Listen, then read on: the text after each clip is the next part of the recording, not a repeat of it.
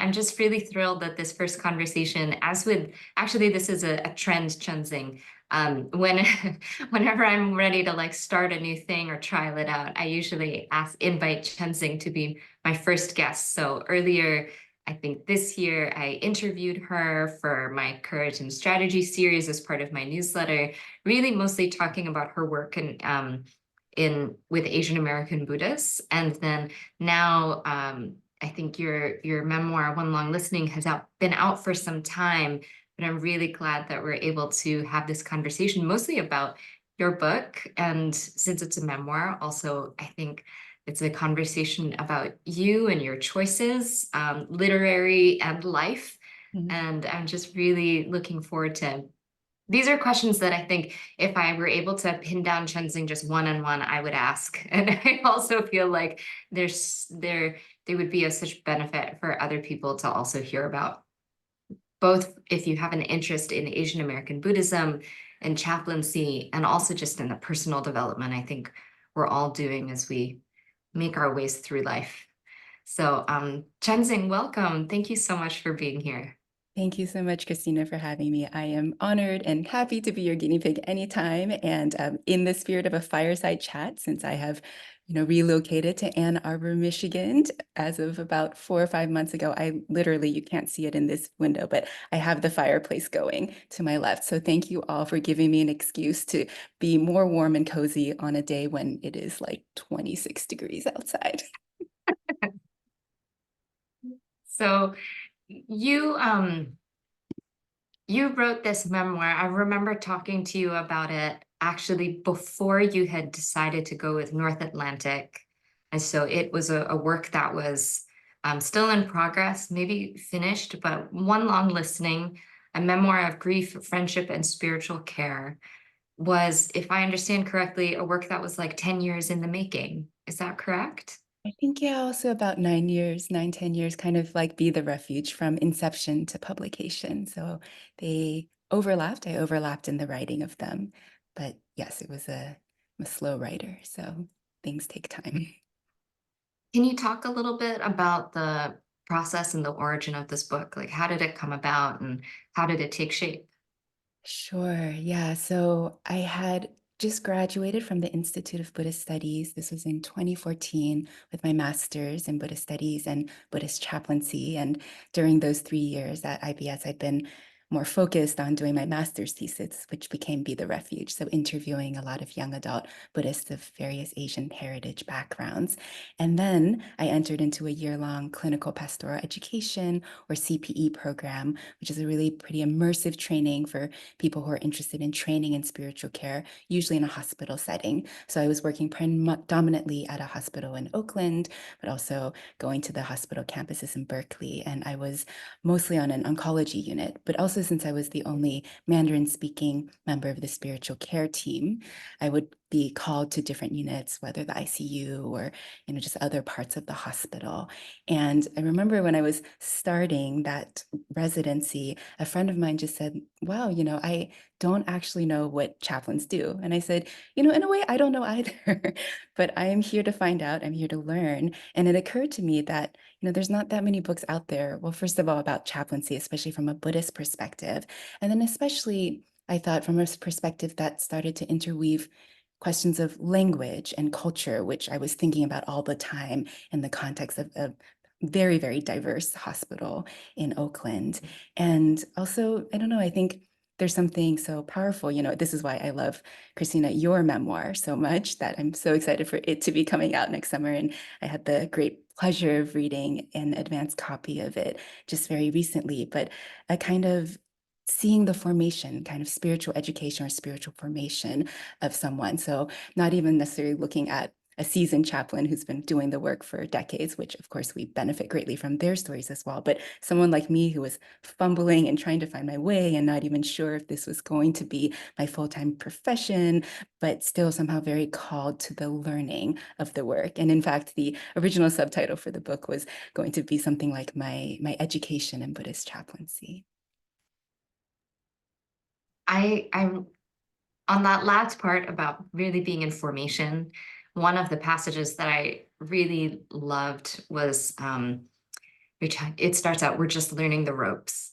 Mhm. And this passage speaks to the immense humility that you have as someone who is sort of like figuring things out, but is extraordinarily competent and capable. But you talk about how you couldn't find your car the first day of your chaplaincy because you were looking in the wrong parking lot.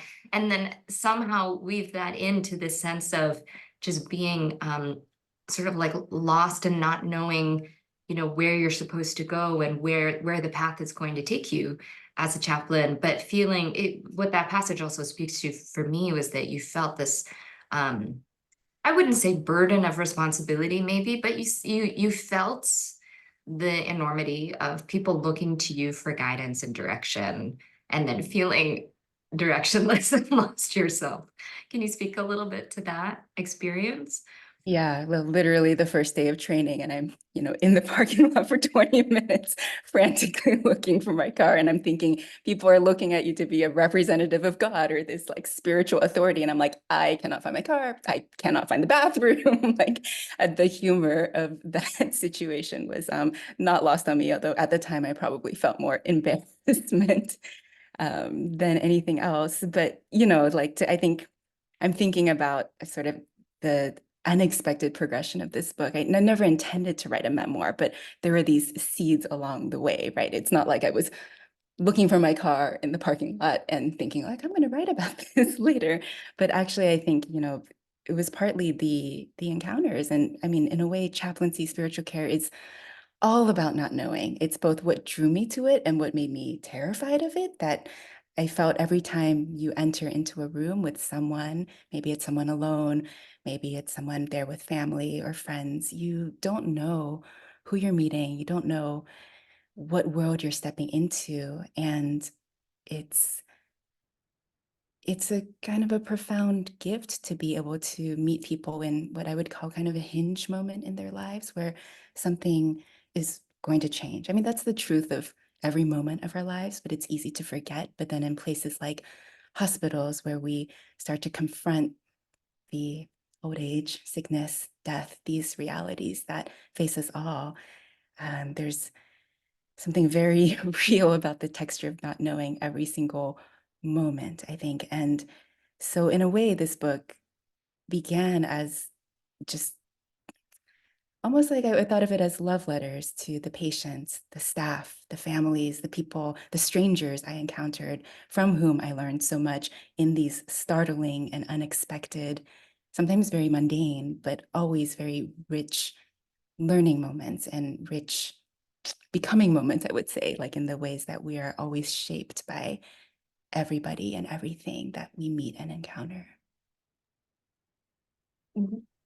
What you're saying now and how you wrote about that experience reminded me a fair amount about ordaining myself as a Zen priest.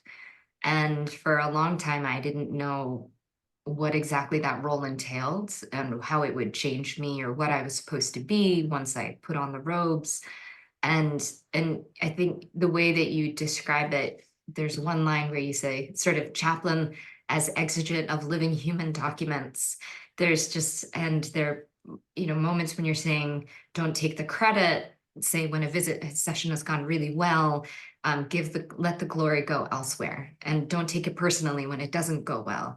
And there's a way in which once you put on the badge of chaplain or the vestments of priest, you are just this vehicle, this Mm. unfolding that's not, I mean, it's not you anymore. Yeah. Yeah. No, I really appreciate you reflecting on that. I think there's these really huge questions, I think, just as a nation, globally, even, I think we're asking about questions of authority and power and what it means to be spiritual leaders. But what does it look like when we locate that power, authority, not just in particular singular heroic individuals, which actually puts so much pressure on these individuals, but to think about it, to think about an experiment and play with other forms of it, and yet always recognizing there is privilege, there is power, and therefore there's responsibility in holding the role, right? As the chaplain, I, I had the privilege of always being able to leave that room where others couldn't. And so what did it mean to hold that truth and that fact, but also to hold my own vulnerability in trying to connect with people at a really often very vulnerable times in their lives. I think especially when we're in those sorts of roles, there can be a self-consciousness as well. Like you're speaking to, I get to leave or I don't have to be there. Um, but I sensed a discomfort also in you when someone wrote to you, said, hello, Bodhisattva, or referred to you sort of in that way because of the role that you were playing. And I think also because of the qualities of yourself that you brought to that role, the ways you inhabited it. And and yet one of the things I noticed was the ease with which you conferred that same title. You like very easily recognized other people and said, you know, Bodhisattva Reiki practitioners, this gentleman that you come across while you're in Ireland that you describe in the book, or um, a very sweet grandmother in Taiwan or in Southeast Asia that comes very easily to you to recognize in others. And I think, and I'm curious about what that experience is like in the difficulty of recognizing it sort of in oneself, especially when you're in that role, and how Yeah, others might see you. right.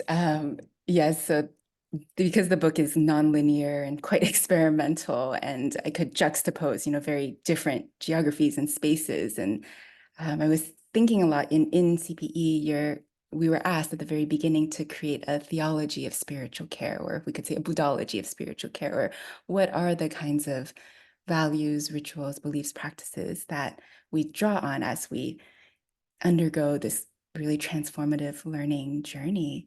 And I was thinking a lot about the Bodhisattva vow. And then I was thinking, wow, it's a lot easier to need a Bodhisattva than to be a Bodhisattva. So I was really playing with also, I think, in some ways, a discomfort of stepping into positions of power. And I think your memoir actually talks about this really beautifully, the ways that especially women and women of color are socialized. And fortunately, I mean, I was just so fortunate to have incredible mentors in my CPE program, 3 African-American Christian women who'd had a lot of religious diversity in the program over many years and created this very strong container of, I would say, both care and challenge in a way, not for the sake of challenge. They knew this work is hard enough. We don't need to make it harder on you, but challenge in making us look at where our learning edges were, where our growth edges were. Even something as simple as you can just say thank you if someone compliments you instead of always, like it's such a humbling training because it's kind of like we have our supervisors and then we have our peer groups and we're all in it together to start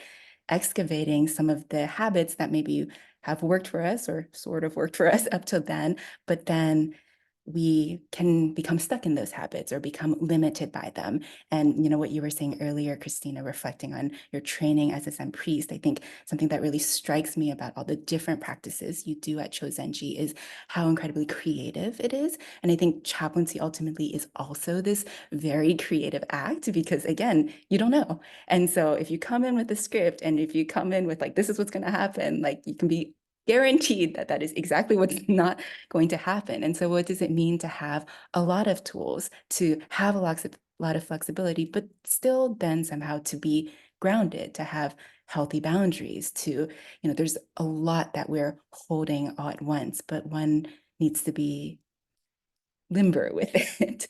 And so our very stuck habits, I think, prevent us from being limber. And again, I would come up against those habits and be like, oh, hello, you again. Yes, the desire to be invisible or the desire to just not receive this compliment. And so there's points in the book, especially later on, where I'm embracing that more.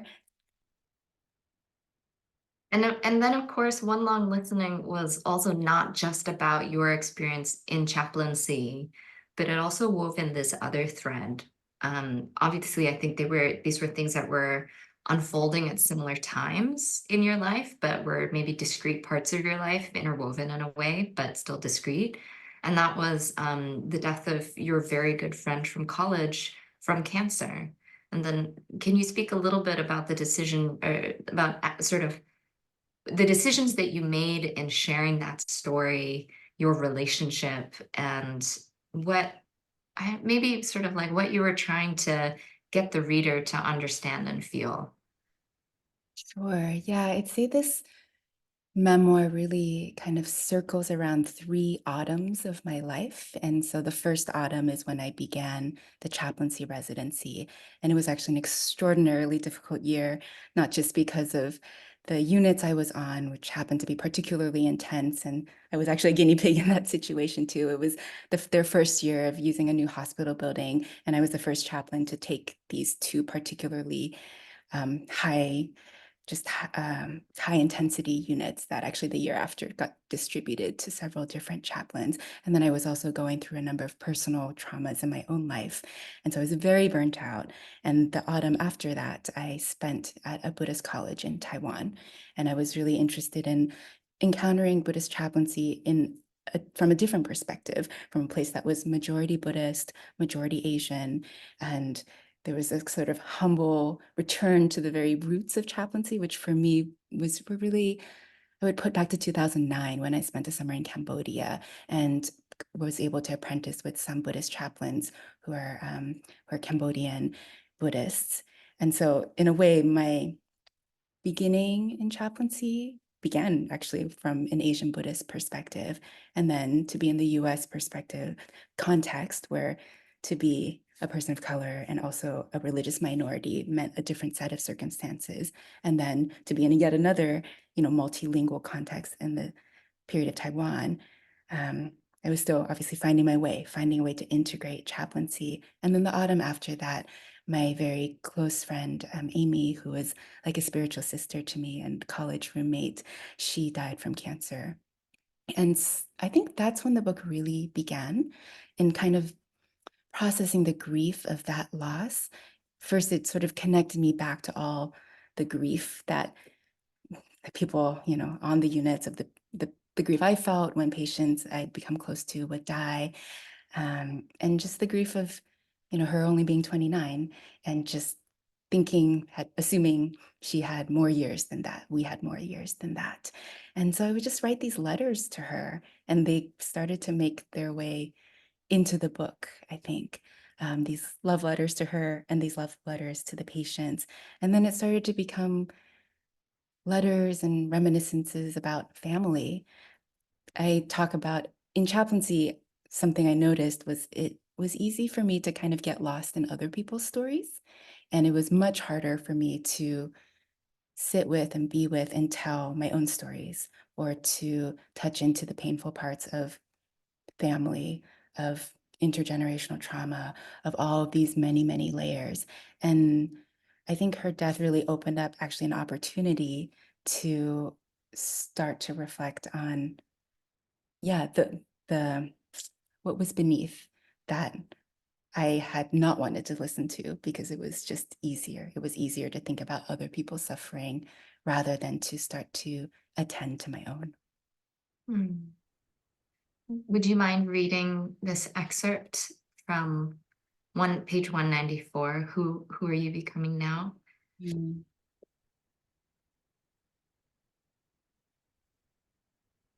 Who are you becoming now after my death?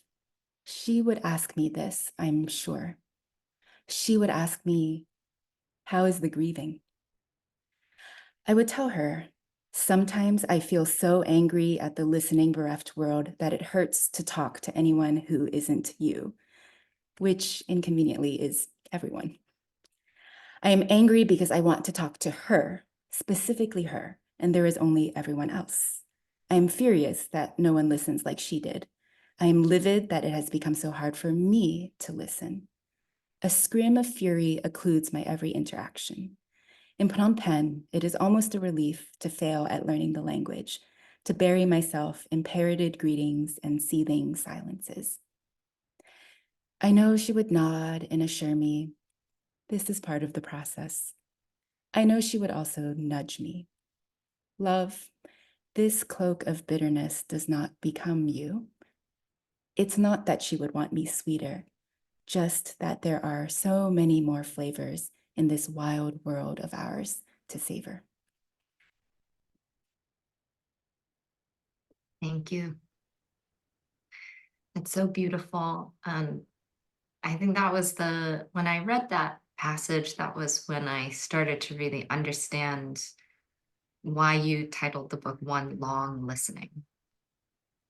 And in line with your comments before you read the excerpt around your need to start listening to yourself and to what was inside for you as well. Mm. One of the things that strikes me, and then in a couple minutes, I want to switch over to letting everyone else ask some questions or share reflections. But one of the things that I very much admired and envied, to be honest, as I read your book, was of the freedom with which you really put your own voice and sort of like style. You did not hew to a lot of writing conventions. The other passage that I had asked Chenxing to read, but then we realized it might give away too much. And it was also going to be very difficult to read. It's like a full page with no punctuation. And it's this running stream of consciousness that pulls in so many different parts of the book. One of the most maybe obvious sort of conventions that you bucked is that you also used different languages and different, like actual written different languages. So there are words that appear throughout the book in Japanese, in Khmer, in Thai, in Chinese, and they're not immediately translated in the sense that they don't have the parentheses afterwards that tells you the pronunciation and what it means.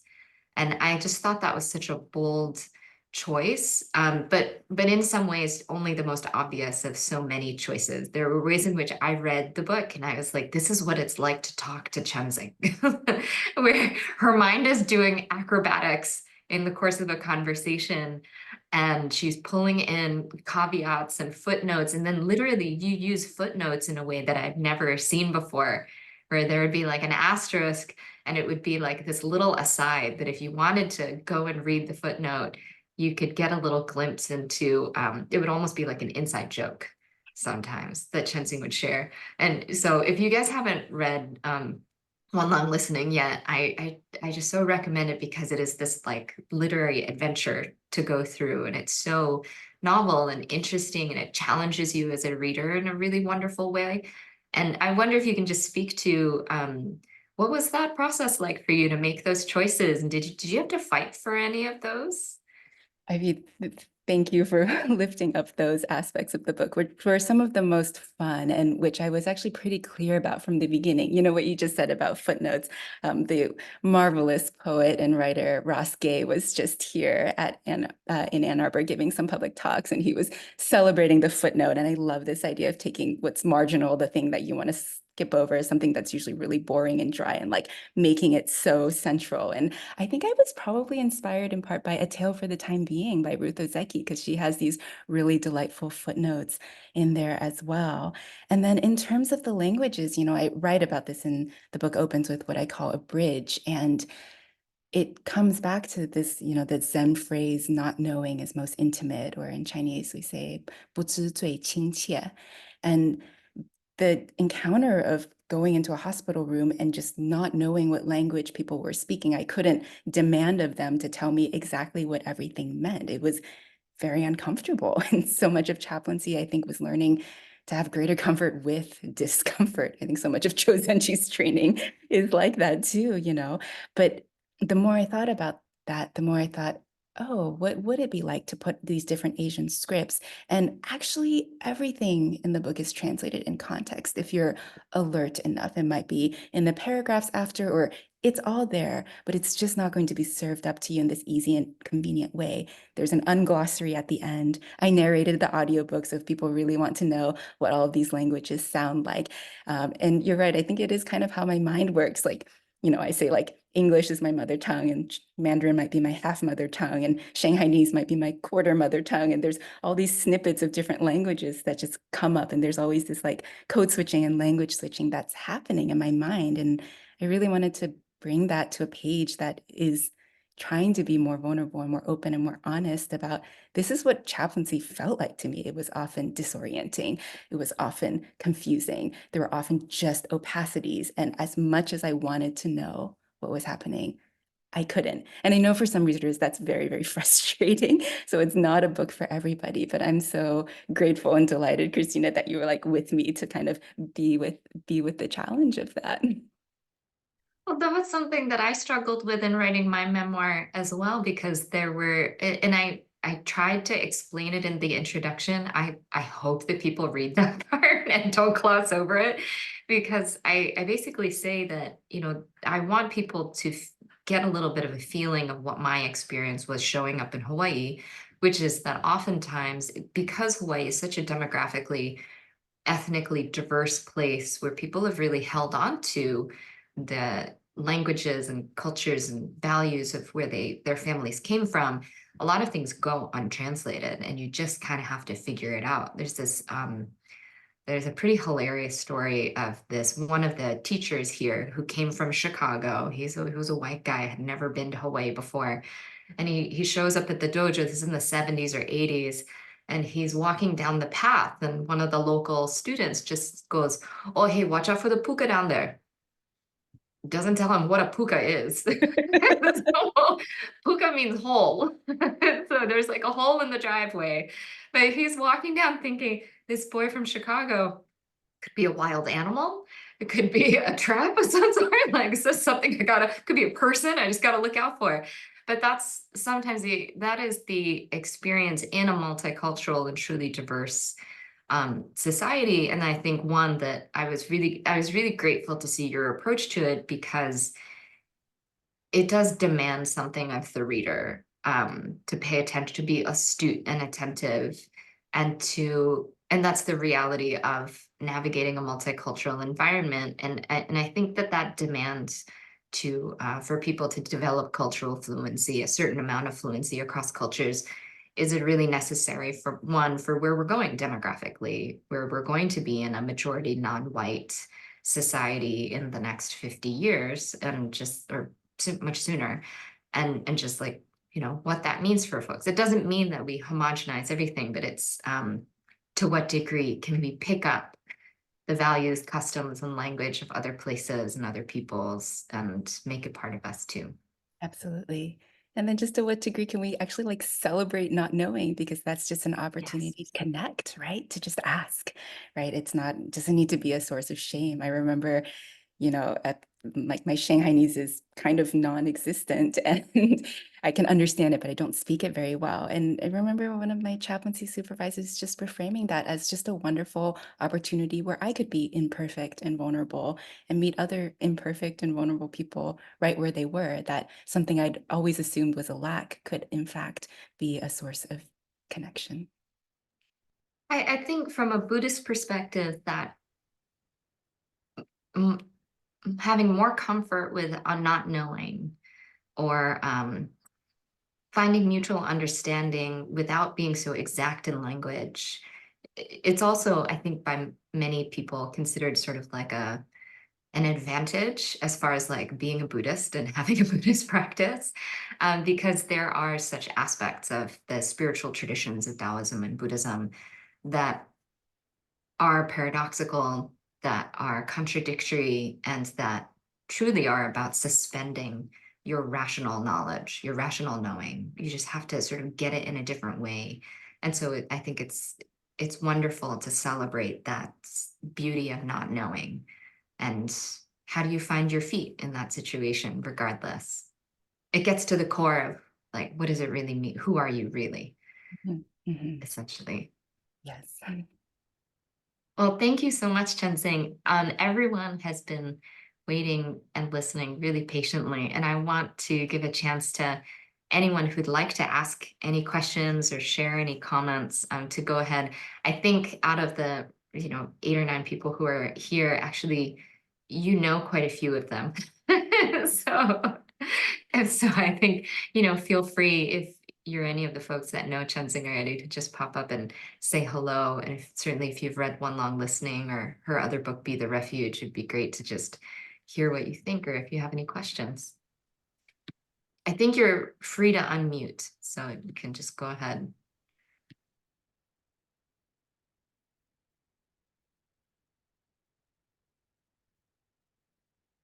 And I'm going to try to figure out how to unpin Chenxing so that we can all, there we go. So I can see all of you.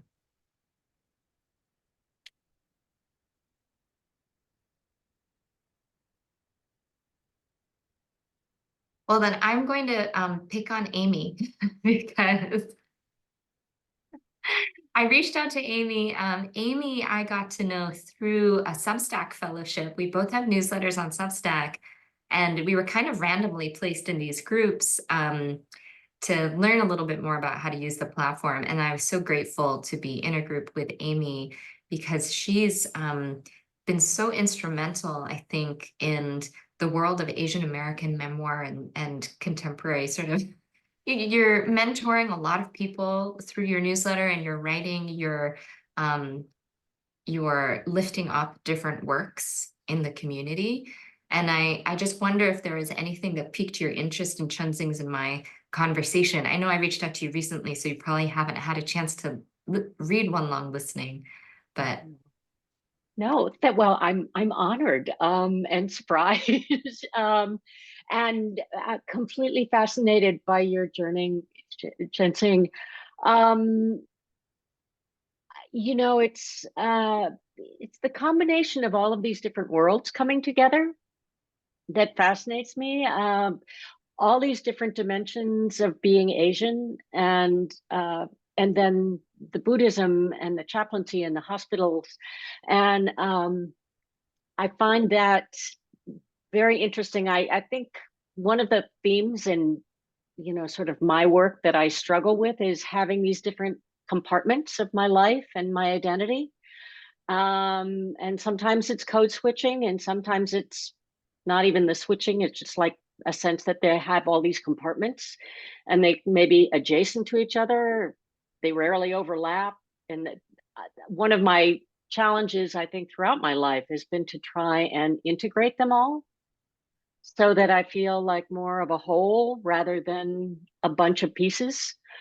And so that's one of the things that fascinates me about this conversation. It's one of the things that fascinates me about you, Christina, is that you have these multiple, you know, sometimes they're layers and sometimes they're different sort of pieces of the puzzle. And I guess that's what probably has animated my writing throughout my life. But I wonder, Chenxing, how you deal with that, and especially I'm thinking if you're going into a room in a hospital with strangers and they're, you know, a particular ethnicity, and you maybe are not exactly that ethnicity, how do you enter the room and hold on to your own sense of authenticity, regardless of how they may be receiving you? They may see you one way and you feel that you're something else bringing in. And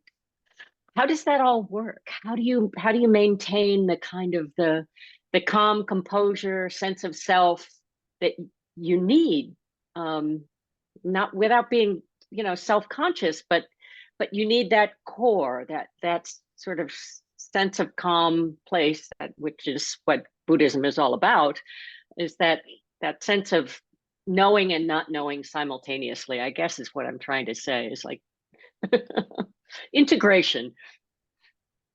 Thank you so much for those reflections, Amy. Yeah, it was not always calm, core, or centered. It was often me totally freaking out. I have those stories in the book as well. So I think it's important to remember it. In fact, I think it tended to go better if I let go of some kind of ideal of, okay, I'm going to be a certain way. I mean, sometimes, you know, like going into the ICU and meeting a family who just lost their matriarch, an Eritrean family. I remember that was a really deeply, intensely overwhelming circumstance. And in that moment, I totally forgot that you can call for help. We have supervisors for a reason, you know, like I think, yeah, that was a powerful lesson. I think some of the most powerful lessons were when I completely just really messed up and in the moment. And I think there's something delightful actually about being able to reflect back on those moments and either, either with humor or sometimes with humility, or sometimes it meant I need to make an apology to someone because I really, have harmed them in some way. Sometimes it just meant like, oh, I need to rest and, I need to ask for help. And that's something I don't like to do for various culturally conditioned reasons. So that speaks to the latter part of your question. And I just want to say, I really appreciate you naming that kind of multiplicity piece. The structure for this book was really inspired by, I went to the Guimet Museum in Paris. And if anyone ever goes to Paris and is doing museums, visiting different museums, I really recommend. There's some really extraordinary Asian art and especially Buddhist art in that particular museum, the Guimet. And they had a temporary exhibit at the very top by a fourth generation bamboo artist named Shochiku Tanabe at the time. And he creates these huge room filling bamboo sculptures made of tiger bamboo. And every piece of bamboo, he just works it with such care, from the plant into this strip. Some strips were long, some strips were short. And then it was like he wove it, no nails, just wove it into air. And there was something I was thinking about how that feels sometimes like life. Like we all have different strands, some long, some short. Each of them can feel like a complete whole. Like we can love each of them fully. And then they create this shape that is fluid and moving and that we don't even know, what shape it's forming, and that shape is constantly changing.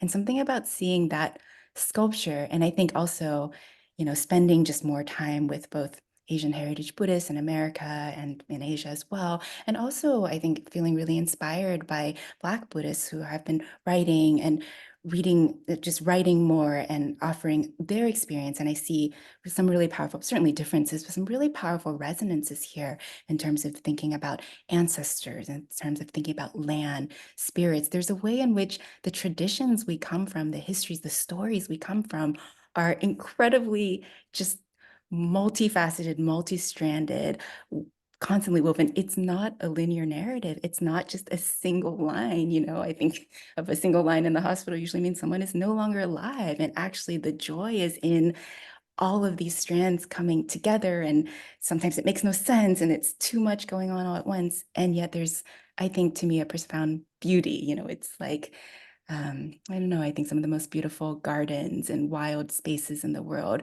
there's an order to all of that abundance, I would say, the abundance that, I love your background, Amy, in particular. There's just like so much there. And so what does it mean for us to kind of embrace that abundance? I was just reading like Marie Kondo no longer keeps a clean home because she has so many kids. And she's, what does it look like to have permission for some of this like messiness and knottedness and like the entanglements that we all find ourselves in? And I think sometimes I know for myself, it's like struggling against certain stereotypes of what does it mean to be a Buddhist? Or is it only that I need to sit meditation all the time? Well, that is not going to work with 99% of the hospital visits. And so expanding into that kind of, just expanding into being comfortable with my own messiness and the messiness of other people's lives. And that's where we get to meet.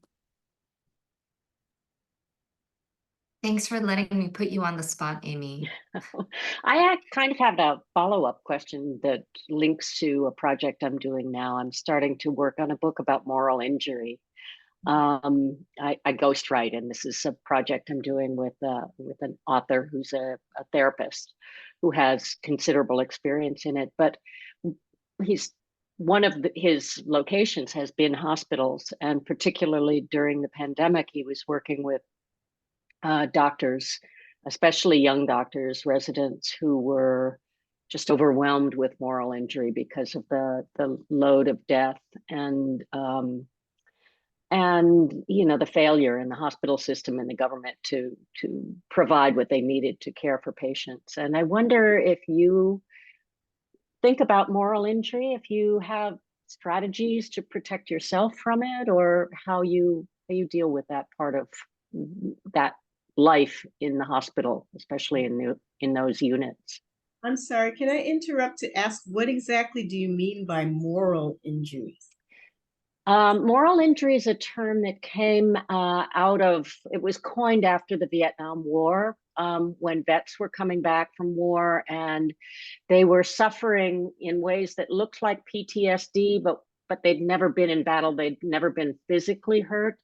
So it's the simplest way of thinking is it's like PTSD, except and instead of facing mortal danger, you face moral danger, where you've been involved or witnessed an event that completely violated your own moral code. So that, you know, My Lai massacre comes to mind, the guys that witnessed My Lai massacre, or if you're ordered to do something in battle, but it happens in civilian life all the time. So a lot of the doctors during the pandemic were suffering from moral injury because their own morals said that they needed to take care of their patients, and they were being instructed to let patients die because there was no facilities, no space for them, no care, whatever, no ventilators. So that's one example, but there are many others. So Okay, thank you. sure. Yes, I'm hardly an expert in this area. I know, scholars like Rita Nakashima-Brock have written really powerfully about this and really studied this over many years. So maybe I can just offer just a very personal reflection. I think it's something I do think about all the time, in part because Buddhism to me invites me to think about ethics. Ethics is so foundational to the Buddhist path, as is generosity.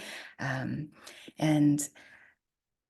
in terms of thinking through that ethics, and I think this also really relates to just burnout, which happens in so many caregiving professions, right? That it makes complete sense. I mean, especially I wasn't a chaplain during COVID. I think that was really, really difficult when so many people couldn't even be there physically in person, having to say goodbye to loved ones, through a video screen. And even if they had that opportunity, they were fortunate. And I think that in itself also leads to kind of moral injury. I mean, to be a chaplain and not being so much of the work is just to be with someone, maybe just to hold their hand, to sing to them, and to be deprived of those means. I think that that piece around self-care becomes so important. And so I think for me, that was a big part of the learning. That was a big part of the reason I didn't continue in this work, but actually took the time to go to Taiwan and to reflect on what did it mean for me to do this work sustainably. And I think how people answer that question is going to look different. Some people are going to have institutional support. Some people are not. I think there's a reason so many activists and leaders cite Audre Lorde, and it's true. Self-care is not self-indulgence, it's survival, and it's absolutely necessary. And for me, I guess to maybe offer one more note on this, I think a lot about karma in this very simple sense of like action and the results of our action. And I notice that when I go towards feeling despair, like there's just nothing I can change about the system, or like what difference does this make, all of that, it just helps me to remember like, oh, like actually, any action of body, of speech, of mind, it makes a difference, and it may be not so noticeable, but it does matter. And I think sometimes just reading Buddhist stories or Buddhist parables, like that's how I reconnect with a sense of kind of a sense of healing or repair around the moral injury. But I think it's so important to surround ourselves with close friends or mentors or communities, people who can reflect back to us when maybe the injury is too much and we really need to stop and we really need to take care of ourselves. Thank you. Was there an aspect of healing for yourself, Chenxing, in writing this book, knowing that that year of chaplaincy was one that ended in burnout? You allude to other traumas in your life that happened around that same time. How much of actually putting this out into the world helped knit some of that back together? Mm. Yeah, absolutely. I mean, in the kind of long process, the years-long process of writing this book, I think maybe one of the biggest surprises was that, at first it was a lot of grief. There was a lot of crying while writing this book. And there still was, even rehearsing the audiobook. I was actually on the big island of Hawaii when I was rehearsing the audiobook. And I was like, oh, and now I am bawling by the ocean, which is actually a pretty wonderful moment in life, all things considered.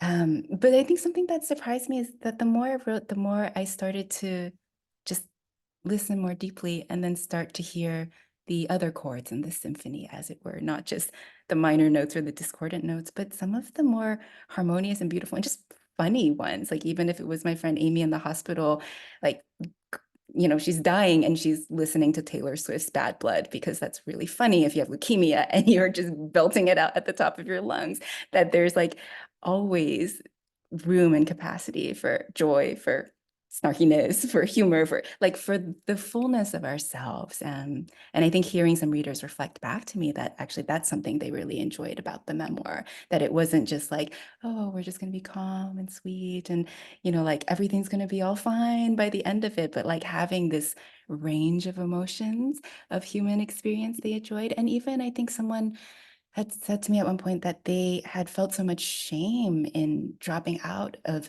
the profession of chaplaincy. And, for me, I could relate to that because I felt like, oh gosh, I'm a failed chaplain. Because I'm not a badge wearing chaplain, as I say anymore, right? That's not on my resume or it's not in my job title. And yet, I would say that this training, this education in Buddhist chaplaincy completely shapes everything I do all the time.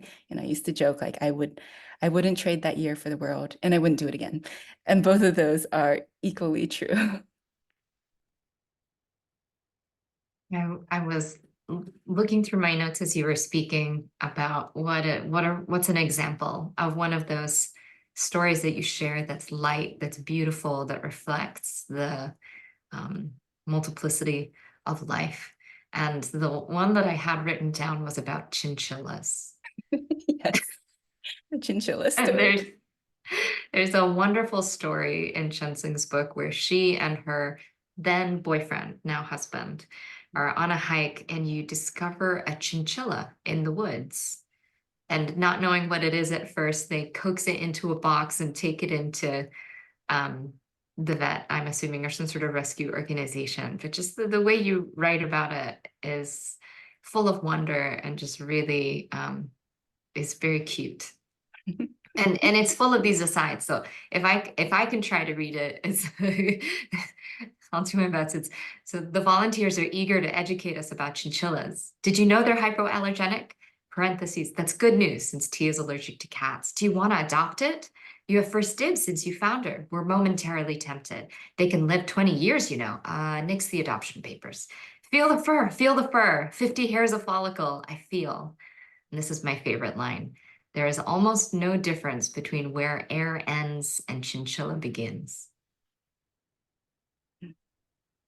That was a really fun one to write. And, that chinchilla for me became a reflection on fear because Christina's not reading the early parts where we'd never seen a chinchilla before. This is like a South American mammal, which sadly, I guess people abandoned sometimes. They kept it as a pet. So someone had obviously abandoned their chinchilla. And chinchillas are crepuscular, which means they're most active at dawn and dusk. And I think it must have been close to so like it was like midday. So it was just really sleepy, really out of it. So I was like, I don't know what this is. I'm like, it looks like it's sick. It looks like it might be rabid. Look, I'm like terrified of it, right? I'm like literally have my arm like inside my sleeve and I'm like poking at it, trying to like get it into this box. So I'm terrified at this. And then, the end of the story is, of course, the volunteers are literally just kissing the chinchilla. They're so like obsessed with it. And right before this, I'd had this very, very difficult visit with a patient who they literally called me a vampire and told me I was just sucking the life out of them. And it was this really, and juxtaposing those two moments together. And it just made me think about the ways that we can assume about people, about creatures, just the way that our assumptions really like color our interactions. So everything in this book is very, very interconnected, even when you least expect it.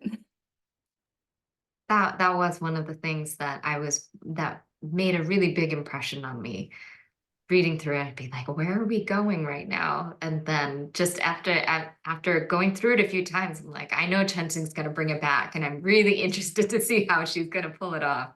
Because sometimes, like with the chinchilla, it felt like really unsure, but they were so deft and skilled in doing it. So we have maybe like 5 or 6 minutes left. And the one thing I did want to give you a chance to talk about, Chenxing, was just about Asian American Buddhism. And so Chenxing's first book took a similarly long time to put together because it started out as a master's thesis, right? Yeah. And she did something like 40 some interviews with all of, I might be getting the number wrong, but she did quite a few. 26 in person and then another 63 online. So 89 in total. 63, Yeah, 89. So total. 89 interviews with different Asian American Buddhists to really understand, I think, and for the first time to put it into writing, just the diversity of experiences, and then where maybe as a community, some of our concerns and experiences do intersect, and the commonalities that we have across different sects of Buddhism, across different ethnicities and cultural and ancestral backgrounds. And I wonder if you touch on it a little bit in One Long Listening, but I know that outside of your work as an author, this is an area you're really involved in. And actually, you have an event coming up in March in Antioch. And so as part of this May We Gather initiative to bring together Asian American Buddhists, particularly clergy and monastics. And I just wonder if you can speak to maybe since you started that work, where have you seen it gone? What are your observations? I think anyone who's on this call is somewhat, familiar because I've written a fair amount about the challenges Asian American Buddhists and Asian American Buddhism faces from the erasure of Asian people and Asian culture from a lot of American Buddhism. But you're doing a lot of work, I think, to rebuild build a new identity that's shared. Could you speak a little bit to that and sort of where you feel like the community has come from and where it's going? Absolutely, yeah. To me, I think Asian American Buddhism, and then also more broadly, BIPOC Buddhism, the Buddhism of Black, Indigenous, Latine, Asian American people, is just such a field of possibility and a field of cultivation, I would say. And a lot of that has gone kind of, what's the word? I think uncelebrated in some ways, or it can be really hard to touch into the power and creativity of this particular field and of this, vast interest net of connections, if you will. You mentioned May We Gather, which, Christina, you were, such a powerful Dharma speaker at the first May We Gather. So this was a National Buddhist Memorial held 49 days after the Atlanta spa shootings back in 2021.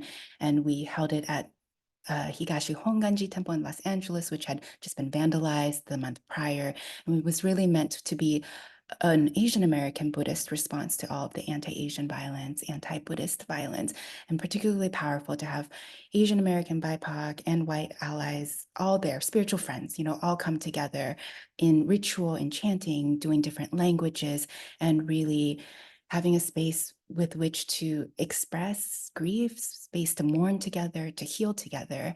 And on the 3rd-year anniversary, which will be March 16th, 2024, we'll actually be holding an in-person Buddhist pilgrimage, and it'll also be live streamed for anyone who wants to join virtually. But that will be in Antioch, California, which is about an hour east of San Francisco. And it was actually the first city in our nation where the mayor had apologized for the city's treatment of early Chinese immigrants. So in 1876, white residents had burned down the Chinatowns, and this is something that happened across the US. And so in this event, we're not only marking, again, the tragedy of Atlanta, but we're also thinking about ways that that tragedy reflects racial violence in this country, gender violence, religious violence, and how all of these are interconnected. And so how can we come together in person to heal that? And of course, trying to put together something like this is so humbling in a way. I'm part of a collective, and none of this work is something I could do alone. This work only happens in community and listening to many, many people. But even just in one geographic location, trying to bring together people across a lot of cultural, language, geographic, because the Bay Area is so big, these differences, and also differences of Buddhist practice, those are very real. Not all Buddhists are going to easily get along. But I always say that this is a vast family tree. And of course, this family tree includes white convert Buddhists and those institutions that are majority white convert, which in and of themselves are incredibly diverse, I would say. And so much of this work, I think, is just an invitation for us to really try to understand, like, what are the stories that remain unheard? What are the textures of just like our rituals and our histories and our ancestors and our lineages? And here we are in the US, this vast experiment where we actually get to rub shoulders with people who are, like with all these amazing Kalyana Mitra, all these amazing spiritual friends. But we need to make sure there's room for all of these voices to be heard. And that's a lot of what I think inspires my work. And I know, yes, I think we're up at the hour, but I appreciate you, Christina, asking this question. Well, I think all of the different threads of Chenxing's work come together to really help sort of restore a fabric of Asian American community, of American Buddhist community. And I think it's invaluable that as part of that, you are sharing of yourself. If Be the Refuge was a bit more of an academic work, you talking to other people and surfacing their stories, to have your voice in your story and the way in which you reflect back so many of our experiences as Asian American women, as Asian American Buddhists, has been really, really incredibly important. And so I'm just so glad that One Long Listening is out there in the world. I had an amazing time reading it. You've inspired me to go check out a number of the other books that you mentioned that inspired you and some of your writing style and voice. And I'm just grateful to everyone else who took the time out to join us. It's really nice to see your face, Eric, having gone back and forth with you a little bit, and to see my old friend Ed, and see Judy and Edith tuning in from the Big Island of Hawaii. And to everyone else, just very grateful for you to have joined us. Thank you, Chenxing. And I look forward to continue being in friendship and dialogue with you going forward. Likewise, always. Thank you, everyone, for being here. This has just been such a wonderful hour. Thanks. Thank you. Thank you. Bye-bye, everybody. Aloha. Thank you. Aloha. Aloha. Aloha.